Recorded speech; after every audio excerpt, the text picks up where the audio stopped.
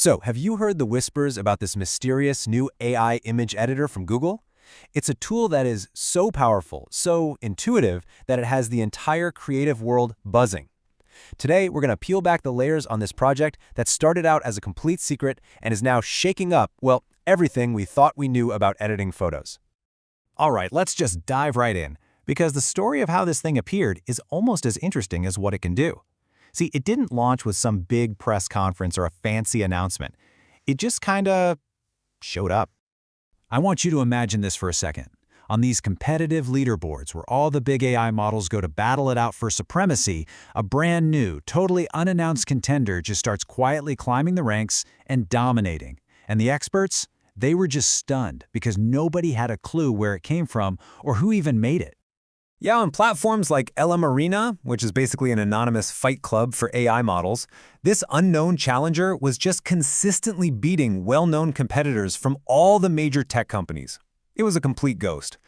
And this is the playful, almost ridiculous code name it was given: Nano Banana.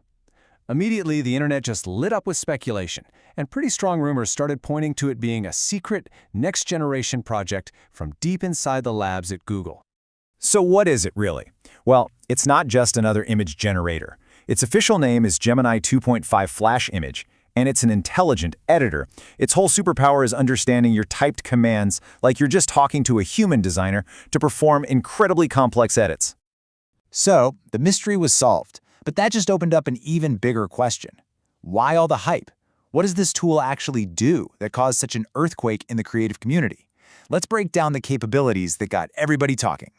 You can see this thing is built for a totally new kind of workflow. You can edit with simple text commands, you can blend photos, manipulate whole scenes, and it does it in seconds. But the two features that are really truly revolutionary are character consistency and what's called multi-turn editing.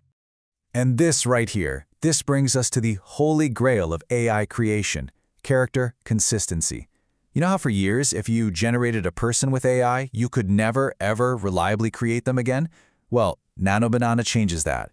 You can create a character and then, with a simple prompt, put them in a cafe, on a mountaintop, or even on another planet, and they stay recognizably the same person. It's incredible. And this builds on that idea with a feature called multi-turn editing.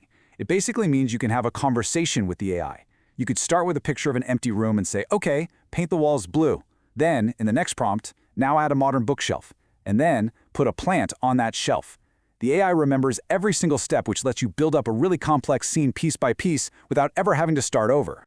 But here's where the story takes a really fascinating turn.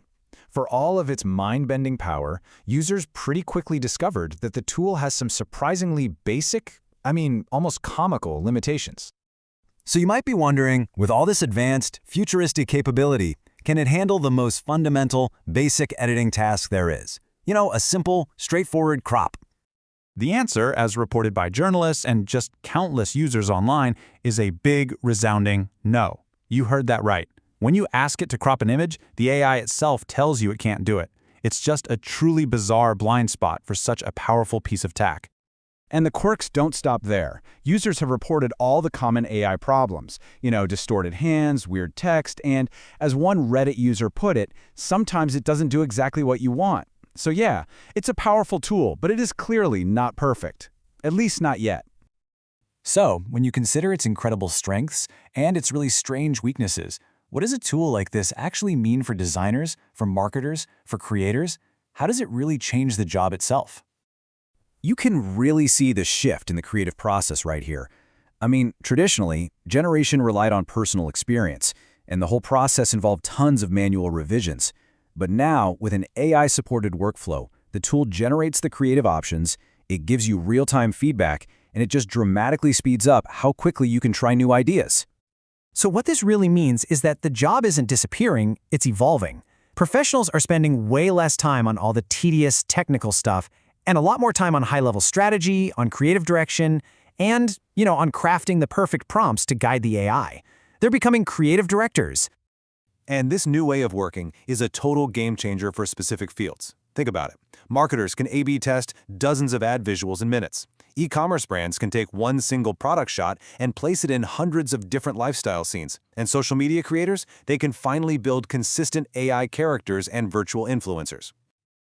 But, inevitably, a tool this good at creating realistic, consistent images forces us to confront some pretty serious questions. Questions about misuse, about ethics, and about the very nature of what we see online. Think about this number for a second. 62%. According to a Microsoft study, that's how often people can correctly distinguish between real and AI-generated images.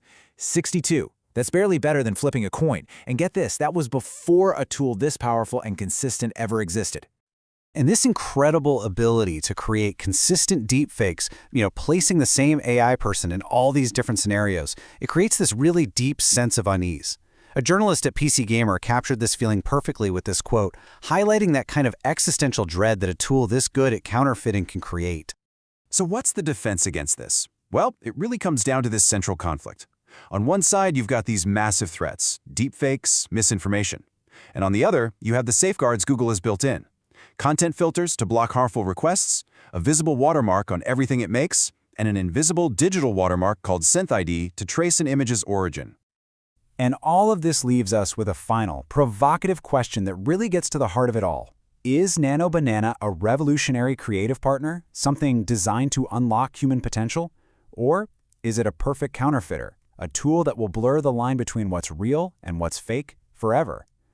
The answer definitely isn't simple, but one thing is for sure. The world of image editing will never be the same.